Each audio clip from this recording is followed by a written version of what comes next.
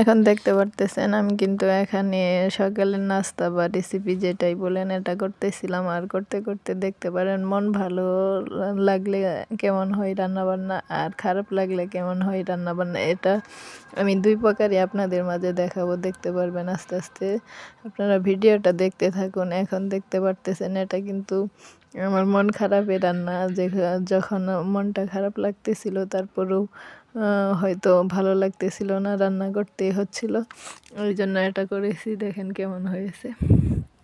আর আর এরপরে আমি আবার আরেকটা রান্না দেখাবো।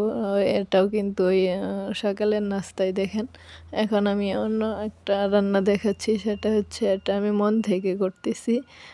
যেমন হচ্ছে খুব সুন্দর পরিবেশে হয়তো বুঝতে পারবেন। এই জন্য মানুষের মনের উপর জোর করে কিছু করা যায় না। যখন দেখতে পারতেছেন এটা কিন্তু আমি মন থেকে করতেছি। এই রান্নাটা কতটা সুস্বাদু এবং টেস্ট এবং দেখতেও অনেকটা সুন্দর হইবে। এই জন্য সবাই হয়তো চেষ্টা করবেন মনের বাইরে কিছু না করতে। আর মনের বাইরে করতে গেলে হয়তো সে তার ফলাফল এরকমই হয়। আর মন থেকে করলে সেটার ফলাফলটা অনেকটা সুন্দর হয়।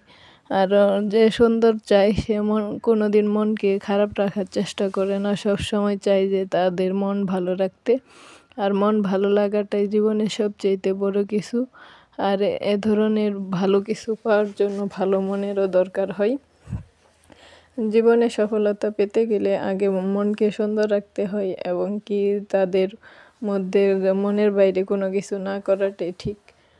যখনই আমি মন থেকে একটা কিছু করলাম তখনই কিন্তু মনটা সুন্দর থাকলো। আর যা কিছু করবেন তার পরিবেশটাও এরকমই হবে। সেটা আমি দুই রকম ভিডিওর মাধ্যমে আপনাদের বুঝিয়ে দিলাম, এবং কি বুঝতে পারছেন হয়তো আমার কথা। এই জন্য সবসময় চাইবেন কেউ মনের বাইরে কিছু না করতে। মন যেভাবে চাইবে সেইভাবেই করার জন্য চেষ্টা করবেন। সবাই ভালো থাকবেন। আল্লাহ হাফিজ।